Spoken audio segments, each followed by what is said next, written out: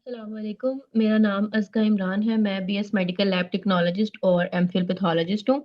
हमने series start की है जिसमें हम clinical pathology and serology FSc MLT second year के 2024 के पास पेपर कर रहे हैं। हमने लास्ट वीडियो में एमसीक्यूज कर लिए थे और शॉर्ट क्वेश्चंस कर लिए थे। आज हमने लॉन्ग क्वेश्चंस करने हैं। लॉन्ग क्वेश्चन में हमारा क्वेश्चन नंबर 1 है, describe the microscopic examination of urine in detail. हम यूरिन की माइक्रोस्कोपिक एग्जामिनेशन देखने लगे हैं। एक बात आप याद रखिएगा कि आपको अगर पेपर में आता है कि यूरिन की आपने फिजिकल एग्जामिनेशन बताना है, तो फिर आपने बताना है कि जब आपके पास यूरिन आया उसका कलर क्या था। आपने स्ट्रिप लगाई तो स्ट्रिप से आपको क्या देखने को मिला, बिलीरुबिन, यूरोबिलिनोजिन, पीएच, स्पेसिफिक ग्रेविटी। ये सारी चीजें जो हैं ये फिजिकल एग्जामिनेशन है। यूरिन का कलर, कंसिस्टेंसी, डेब्रिस, टर्बिडिटी। अब जो आपको बोर्ड में सवाल आया हुआ है वो है माइक्रोस्कोपिक एग्जामिनेशन ऑफ यूरिन। तो आपने बताना है माइक्रोस्कोपिकली यूरिन आपको कैसा नजर आता है। ठीक है, अंडर माइक्रोस्कोप आप क्या क्या चीजें देखते हैं। ओके, तो जो यूरिन है ये हम लोग क्यों इसका माइक्रोस्कोपी करते हैं। असल वजह यह है कि यूरिन के अंदर बैक्टीरिया, यीस्ट, फंगल कोई भी कोई इन्फेक्शन होती है। मरीज हमारे पास कोई ना कोई मसले की वजह से अपना यूरिन लाता है। यूरिन की माइक्रोस्कोपी डिजीज की डायग्नोस के लिए बहुत ज़रूरी है। हम लोग फिजिकल एग्जामिनेशन करते हैं यूरिन का। पहले यूरिन का कलर देखते हैं, कंसिस्टेंसी देखते हैं, अंदर कोई टर्बिडिटी, छिलके, डेब्रस वगैरह तो नहीं नजर आ रहा, ये चीजें चेक करते हैं। और माइक्रोस्कोपिक एग्जामिनेशन में हम देखते हैं क्रिस्टल्स, कास्ट, बैक्टीरिया, यीस्ट वगैरह। ये जो यूरिन का माइक्रोस्कोपिक एग्जामिनेशन है या यूरिन की कंप्लीट एग्जामिनेशन बताता है कि कोई यूरिनरी ट्रैक की इन्फेक्शन तो नहीं, किडनीज की में कोई इन्फेक्शन तो नहीं, या बाकी जो बॉडी के ऑर्गन्स हैं क्या ये सही काम कर रहे हैं। Purpose of microscopic urine examination, हम लोग क्यों करते हैं यूरिन का एग्जामिनेशन। मैंने आपको पहले भी बताया कि यूटीआई को डायग्नोस करने के लिए। आपके पास मरीज आता है अपना यूरिन लेके और कहता है कि मुझे यूरिन जब होता है तो साथ बर्निंग सेंसेशन हो रही है, किडनीज में कोई स्टोन्स वगैरह, तो आपके पास सैंपल आएगा और आप उसमें क्रिस्टल्स को आइडेंटिफाई करेंगे। यूरिन में मौजूद डब्ल्यूबीसीज इस बात की इंडिकेशन देते हैं कि मरीज की कोई इन्फेक्शन चल रहा है। बैक्टीरिया की मौजूदगी कोई इन्फेक्शन को बताती है। यूरिन में मौजूद कास्ट किडनीज की इन्फेक्शन को बताती है। अबनॉर्मल क्रिस्टल्स का मौजूद होना बताता है कि कोई मेटाबॉलिक डिसऑर्डर तो नहीं। यूरिक एसिड की क्रिस्टल्स हमें नजर आते हैं तो पता चलता है कि मरीज को गाउट तो नहीं, किडनी की कोई इन्फेक्शन तो नहीं। और भी बहुत सारे जो इश्यूज हैं, ट्यूमर्स, हाइपरटेंशन वगैरह, ये हम यूरिन एनालिसिस के थ्रू ही बता सकते हैं। जो यूरिन एनालिसिस है ये एक पेनलेस प्रोसीजर है। आपने सिर्फ अपना यूरिन देना है और जो है लैब टेक्नोलॉजिस्ट ने आपको डायग्नोस करके बता देना। आपने माइक्रोस्कोपिक एग्जामिनेशन के लिए ह्यूमन का सैंपल लेना है। As a medical lab technologist, as professional, आपने बताना है उसको, आपने स्टीराइल कंटेनर देना है और बताना है कि आपने यूरिन कैसे लेना है। आपने मिड स्टीम यूरिन लेना है। मिड स्टीम यूरिन लेने का पर्पस ये होता है कि सबसे पहले थोड़ा सा यूरिन जो है वो डिस्कार्ड कर देना है। अगर वो हमारे जेनेटिलिया के साथ लगा हुआ है तो जर्म्स वगैरह रिमूव हो जाती हैं, कंटेमिनेशन मिनिमम हो जाती है जब हम मिड स्टीम यूरिन लेते हैं। तो मिड स्टीम यूरिन लेके कंटेनर में, और जो है कंटेनर को अच्छी तरह बंद करके as soon as possible lab में पहुंचाना है। अगर आप फौरन नहीं पहुंचा सकते तो यूरिन को रेफ्रिजरेटर में रख दें। अदरवाइज जो नॉर्मल ह्यूमन यूरिन है वो स्टीराइल होता है। अगर आप उसे जल्द अज जल्द लैब में नहीं पहुंचाएंगे तो उसके अंदर बैक्टीरिया के बढ़ने के चांसेस इंक्रीज हो जाते हैं। जब यूरिन आपके पास आए लैब में तो आपने सबसे पहले उसका फिजिकल एग्जामिनेशन करना है। आपने उसका लिख लेना है सारा जो भी आपको फिजिकली नजर आए, कलर कैसा है, कंसिस्टेंसी कैसी है, टर्बिडिटी है या नहीं। फिर आपने स्ट्रिप से पीएच, स्पेसिफिक ग्रेविटी और प्रोटीन, ग्लूकोज, बिलीरुबिन, यूरोबिलिनोजिन, आरबीसीज, डब्ल्यूबीसीज, ये सारे पैरामीटर्स चेक करने हैं। और फिर बारी आती है माइक्रोस्कोपिक एग्जामिनेशन की। सैंपल को आपने ऐड करना है सेंट्रीफ्यूज वाली ट्यूब में। स्पेशल ट्यूब्स होती हैं, हम कंटेनर तो नहीं रख सकते ना सेंट्रीफ्यूज में। तो हमने 10 से 20 मिलीलीटर जो है यूरन वो सेंट्रीफ्यूज ट्यूब में ऐड करना है और 1000 2000 आरपीएम पे 5-10 मिनट के लिए सेंट्रीफ्यूज को ऑन कर देना।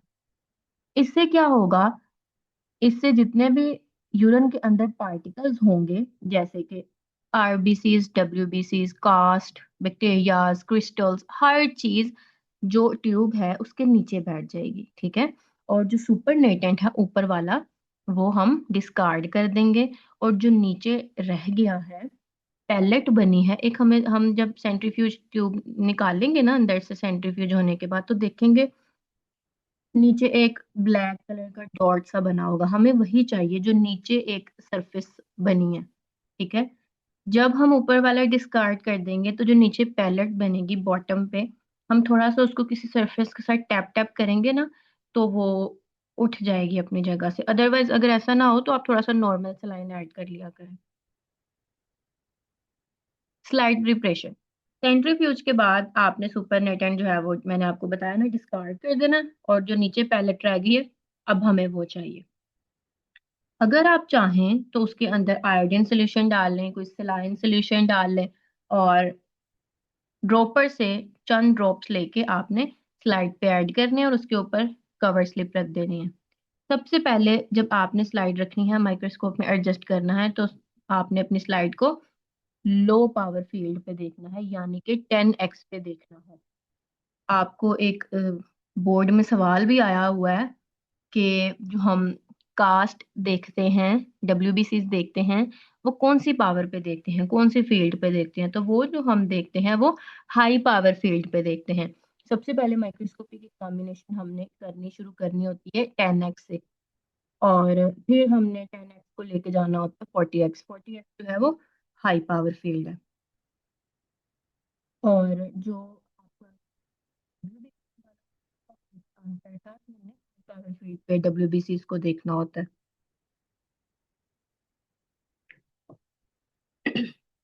ऐसे कौन कौन से कंपोनेंट्स हैं जो आपको माइक्रोस्कोपिकली मिलते हैं, तो सबसे पहले आते हैं आरबीसीज। रेड ब्लड सेल्स की मौजूदगी यूरिन में बताती है कि यूरिन के अंदर आरबीसीज हैं, यानी खून है, कोई इन्फेक्शन चल रही है, कोई ना कहीं ब्लीडिंग चल रही है। Conditions like glomerulonephritis, tumours, stones, trauma, इन सब की मौजूदगी कॉज करती है इंटरनल ब्लीडिंग, जिसकी वजह से यूरिन के अंदर आरबीसीज आते हैं, यानी कि खून आता है। माइक्रोस्कोपिकली आरबीसीज हमें कुछ इस तरह के दिखते हैं। ये देखें, ये आप देख रहे हैं, ये देखें, आपको दो तरह की सरफेस नजर आएंगी, एक आउटर लाइनिंग नजर आएगी और ये अंदर से एक नजर आएगी। जब आप थोड़ी सी फील्ड को चेंज करते हैं, थोड़ा सा लाइट को ब्राइट या लो करते हैं, तो आपको ये बकायदा डबल रिंग्स नजर आती हैं। ये बड़ी अच्छी पहचान है आरबीसी की कि आपको यहाँ पर डबल रिंग्स नजर आ रही है। जो दरमियान वाला पेलर एरिया है ये स्पेसिफिकली प्रोमिनेंट होता है। उसके बाद यूरिन में आपको डब्ल्यूबीसीज यानी कि वाइट ब्लड सेल्स नजर आ सकते हैं। डब्ल्यूबीसीज का यूरिन में होना टिपिकली इंडिकेट करता है कि जो ह्यूमन है वो कोई किसी ना किसी इन्फेक्शन से गुजरा है, यूटीआई हो गया, उसको कोई इन्फ्लेमेशन है यूरिनरी सिस्टम में, इसकी वजह से डब्ल्यूबीसीज यूरिन में आ रहे हैं। हम एक टर्म यूज करते हैं पायूरिया। पायूरिया का मतलब होता है प्रेजेंस ऑफ पस sales in the urine. Urine के अंदर पस सेल्स के मौजूद होने को पायूरिया बोलते हैं, और ये बहुत कॉमन सिम्टम है इन्फेक्शन के अंदर। जब भी यूरिनरी ट्रैक में, यूरिनरी सिस्टम में हमारे को इन्फेक्शन होता है तो ब्लड के यूरिन के अंदर जरूर डब्ल्यूबीसीज पॉजिटिव आते हैं। डब्ल्यूबीसीज का 0 से 5 पर हाई फील्ड होना नॉर्मल है, लेकिन अगर ज्यादा है तो इसका मतलब कि कोई इन्फेक्शन है बॉडी में। ये एक बहुत खूबसूरत स्लाइड है, ये देखें। ये जो चीज आपको नजर आ रही है ना, ये है डब्ल्यूबीसी या पस सेल। असल में ये हमारी बॉडी के अंदर होते हैं न्यूट्रोफिल्स। न्यूट्रोफिल्स जब फाइट करते हैं इन्फेक्शन के साथ, तो ये डेड न्यूट्रोफिल्स हैं। अब इन्होंने बॉडी से निकलना तो है, तो अब ये हैं किस फॉर्म में? पस सेल्स की फॉर्म में। ये आपको अंदर अंदर से ग्रेन्यूलर फीलिंग आती है। ये अगर आप इसको गौर से देखें तो ये आपको ग्रेन्यूल्स हैं।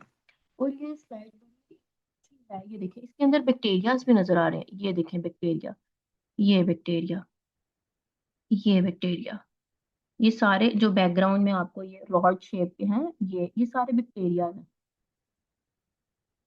ठीक है, इसमें पस सेल्स भी बहुत ज्यादा है और इस साइड में बैक्टीरियाज भी बहुत ज्यादा है।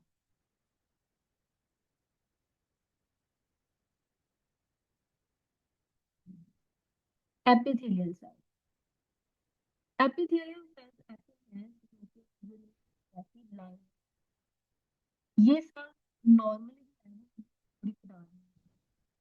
जो पुराने सेल्स हैं इन्होंने शायद ऑब्वियसली लाइनें से, लेकिन अगर एपिथेलियल सेल्स बहुत ज्यादा हो, urinary tract infection, kidney infection या सैंपल की कंटेमिनेशन की तरफ जाए है। अब कौन कौन सी तरह के एपिथेलियल सेल्स हमें यूरिन में? पहली टाइप है स्क्वेमस एपिथेलियल। ये सेल्स यूरिन में सबसे ज्यादा पाए और ये कंटेमिनेशन। अगली एपिथेलियल है ट्रांजिशनल एपिथेलियल सेल। ये ब्लैडर और नेक्स्ट है हमारे पास एपिथेलियल सेल्स की टाइप रिनल ट्यूब्यूलर एपिथेलियल। ये किडनी की ट्यूब्यूल्स से आते हैं और इनकी प्रेजेंस किडनी डैमेज को इंडिकेट करती है, लाइक ग्लोमेरुलोनेफ्राइटिस में। ये जो है एपिथेलियल सेल्स है, ये देखो मैंने आपको बताया था ना, स्क्वेमस सबसे बड़ा होता है और ये ट्रांजिशनल और ये रिनल। कास्ट, कास्ट बड़ी मजे की चीज है। जब भी आप लैब में जाते हैं कास्ट सिलेंड्रिकल या ट्यूब जैसा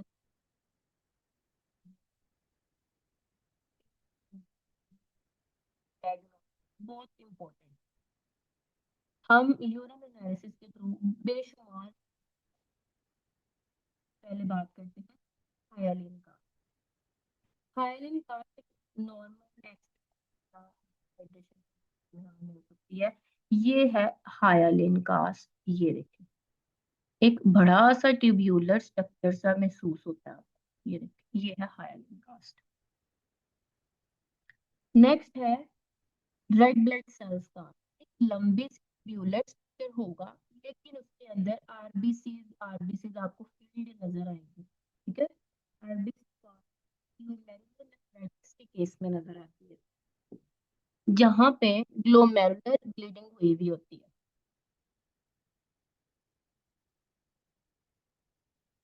नेक्स्ट है डब्ल्यूबीसी का, किडनी इन्फेक्शन को शो करती है। और इसमें भी क्या होता है कि आपको ऐसे लगेगा कि जैसे किसी ने डब्ल्यूबीसी को भरा हुआ है।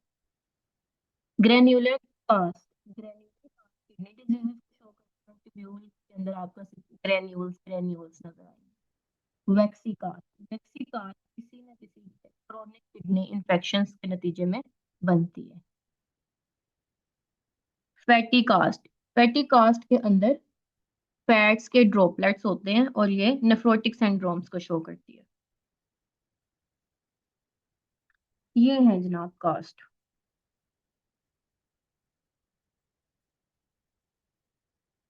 क्रिस्टल, क्रिस्टल एक बहुत प्यारे चीज है यूरन में, लाइक बहुत यूनिक एक स्ट्रक्चर है।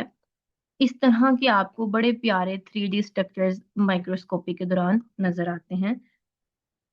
क्रिस्टल्स बनते कैसे हैं? क्रिस्टल्स तब बनते हैं जब यूरिन के सॉल्ट्स प्रेसिपिटेट हो जाते हैं, यूरिन की जो है पीएच चेंज हो जाती है, सॉल्ट्स आपस में मिलते हैं और क्रिस्टल्स बना देते हैं। कुछ क्रिस्टल्स तो नॉर्मल होते हैं और जो कुछ क्रिस्टल्स वो कोई ना कोई डिजीज को इंडिकेट कर रहे होते हैं। फॉर एग्जाम्पल कैल्शियम ऑक्सलेट हमें बहुत नॉर्मल मिलते हैं और इसको हम नॉर्मली कंसीडर करते हैं, लेकिन सम टाइम ये किडनीज के स्टोन्स को भी इंडिकेट कर रहा होता है। Uric acid crystal acidic urine में मिलते हैं और इसका ताल्लुक होता है कि कोई ना कोई ट्यूमर के अंदर लाइसिस हो रही है, कोई इशू है पेशेंट के अंदर। ट्रिपल फॉस्फेट एक बहुत आम हमारा यूरिन के अंदर क्रिस्टल आता है। ये अल्कलाइन यूरिन में होता है, यूटीआई को इंडिकेट करता है। सिस्टीन क्रिस्टल आते हैं, ये हेरिडिटी डिसऑर्डर्स को इंडिकेट करता है। अमोनियम बाइयूरेट क्रिस्टल्स हैं जो कि अल्कलाइन यूरिन में आते हैं और लिवर की डिजीजेस को इंडिकेट करते हैं। जब आपको पीएच पता चल जाती है ना फिजिकल एग्जामिनेशन के दौरान ही, जब हम स्ट्रिप लगाते हैं, तो हम वहीं से नैरो डाउन कर लेते हैं कि अच्छा ये अल्कलाइन है, अल्कलाइन में तो ये क्रिस्टल होता है, माइट भी पॉसिबल कि इसके ये क्रिस्टल आए। और अगर हम कहते हैं कि एसिडिक यूरिन है तो हम ये नैरो डाउन, एसिडिक में यूरिक एसिड ये क्रिस्टल्स आ सकते हैं। ये कुछ क्रिस्टल्स हैं। सबसे ज्यादा पाया जाने वाला क्रिस्टल जो है वो कैल्शियम ऑक्सलेट है। और बहुत कम ऐसा होता है कि तब हम सैंपल को पहले रेफ्रिजरेट करें। माइक्रो देखने को मिलते हैं।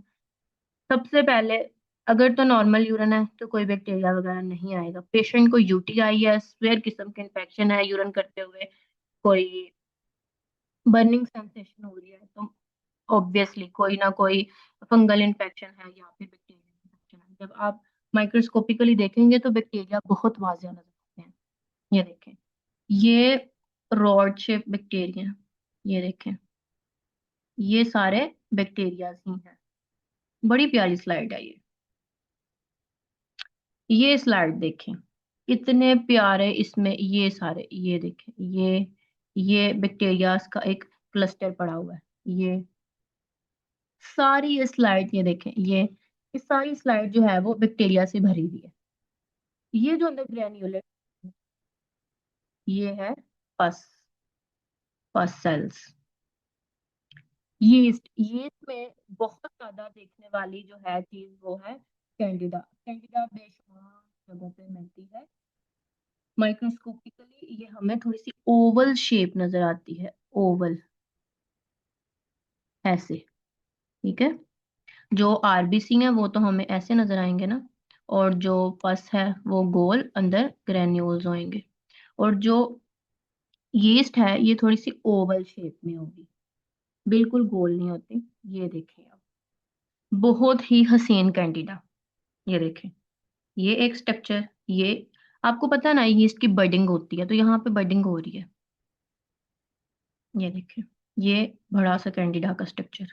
नेक्स्ट टाइम, ये भी यीस्ट, ये भी यीस्ट, ये देखें बडिंग हुई है, बडिंग। ये भी यीस्ट, ये भी यीस्ट, यीस्ट। सम टाइम आपको यूरिन के अंदर म्यूकोजल थ्रेड्स पे मिलते हैं, यानी कि म्यूकोजल धागे रेशे नुमा मिलते हैं। इस तरह का ये आपको दिखते हैं, ये जो आपको स्ट्रक्चर नजर आ रहा है, पर आपने खुद इसको आइडेंटिफाई करना है कि ये कास्ट नहीं है, ये म्यूकोजल थ्रेड्स है। इसके अलावा समटाइम स्पर्मेटोजोआ भी मिलते हैं।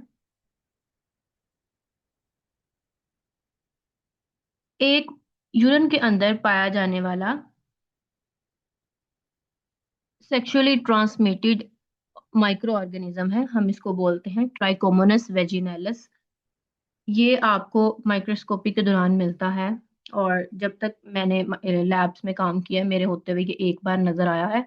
और ये जो है बहुत स्ट्रॉन्ग मूवमेंट शो करता है, स्लाइड के अंदर जोर जोर से अ, भाग रहा होता है। ठीक है, तो ये एक बड़ा खूबसूरत माइक्रो ऑर्गेनिज्म है, इसका नाम है ट्राइकोमोनस वेजिनलिस। यूरिन के अंदर पाया जाता है और ये सेक्सुअली ट्रांसमिटेड डिजीज है। ये दूसरे ह्यूमन में मुंतकिल किया जा सकता है। ये इस तरह का स्ट्रक्चर है, ये देखें, ये।